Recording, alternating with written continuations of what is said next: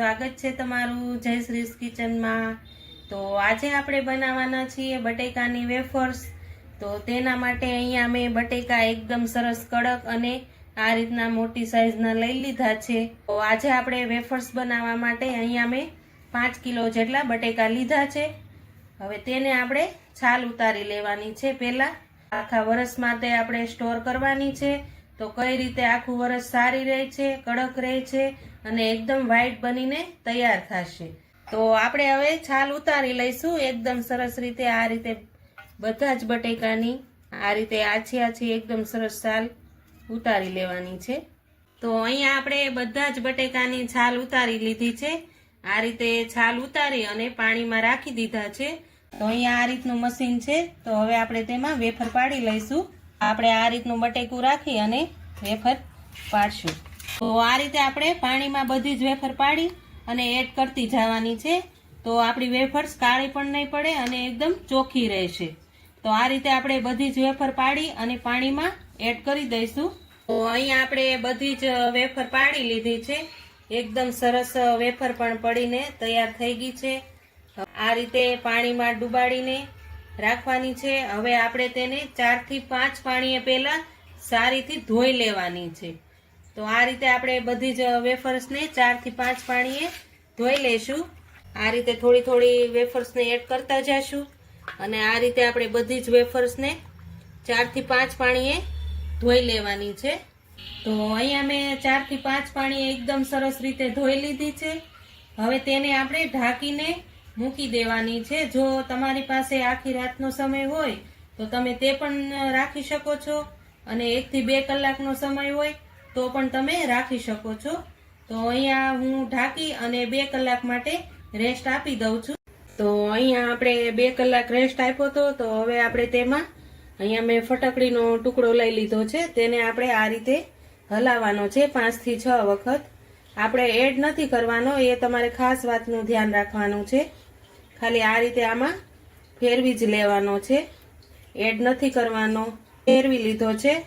હવે આ છે બીજી બાઉલમાં છે, તેમાં પણ આપણે ફેરવી લઈશું।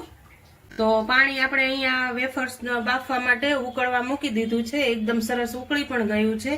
હવે તેમાં પણ આપણે આ ફટકડીનો કટકો છે તે આ રીતે ફેરવી લેવાનો છે। ફટકડી અંદર એડ નથી કરવાની, એ તમારે વાતનું ખાસ ધ્યાન રાખજો। ફટકડીથી આ રીતે કરવાથી આપણી વેફર એકદમ વ્હાઈટ બનશે અને ક્રિસ્પી બનશે।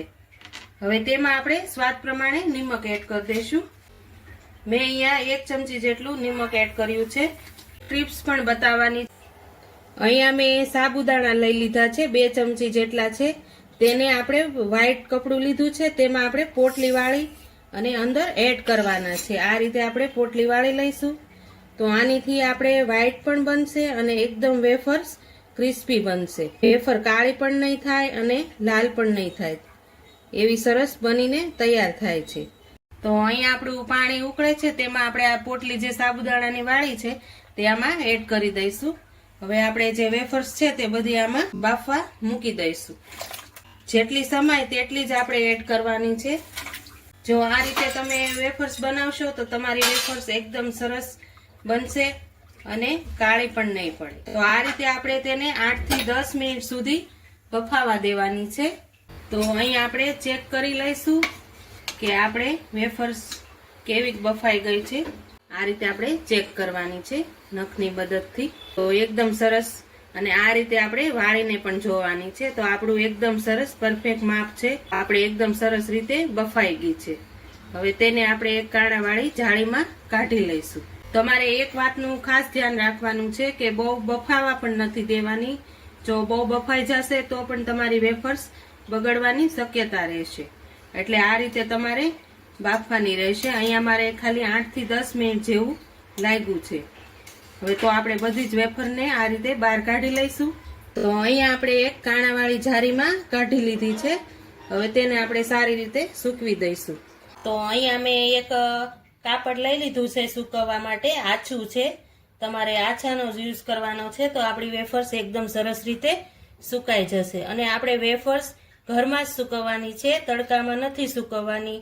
તો તેનું પણ આપણે ખાસ ધ્યાન રાખવાનું છે। તો આ રીતે આપણે બધી જ વેફર્સને છૂટી છૂટી રાખી અને સૂકવી દઈશું. તો અહીંયા આપણે બધી જ વેફરને સારી રીતે સૂકવી દીધી છે.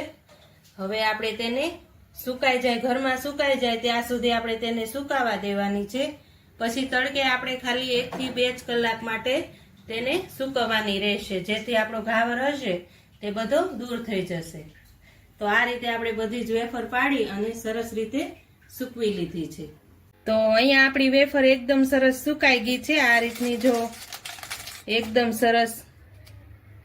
હવે આપણે તેને તળી લઈશું. આ મેં ઘરમાં સૂકવી હતી, પછી તડકામાં 2 કલાક માટે સૂકવી દીધી હતી, એટલે એકદમ સરસ સુકાઈ ગઈ છે. જુઓ, તો આ રીતે સૂકવવાની છે અને આ રીતે તમે પ્રોસેસ કરજો. તો આપણે હવે તેલ ગરમ કરવા મૂકી દીધું છે, તો આપણે વેફરને તળી લઈશું. તો આપણે તેલ ગરમ થઈ ગયું છે, હવે આપણે તેમાં એડ કરશું.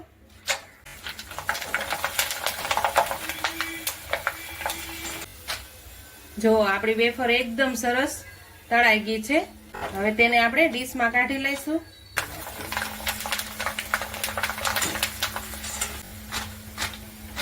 તો આપણી વેફર જો એકદમ સરસ તળાઈને તૈયાર થઈ ગઈ છે. તો જો તમને મારો વિડીયો પસંદ આવ્યો હોય તો લાઈક કરજો, શેર કરજો અને સબસ્ક્રાઇબ કરવાનું ભૂલતા નહીં. ને કોમેન્ટ કરીને કહેજો કે મારી વેફર્સ કેવી લાગી. તો આ રીતની વેફર્સ જો ભૂકો થઈ જાય તેવી સરસ ક્રિસ્પી બનીને તૈયાર થઈ છે.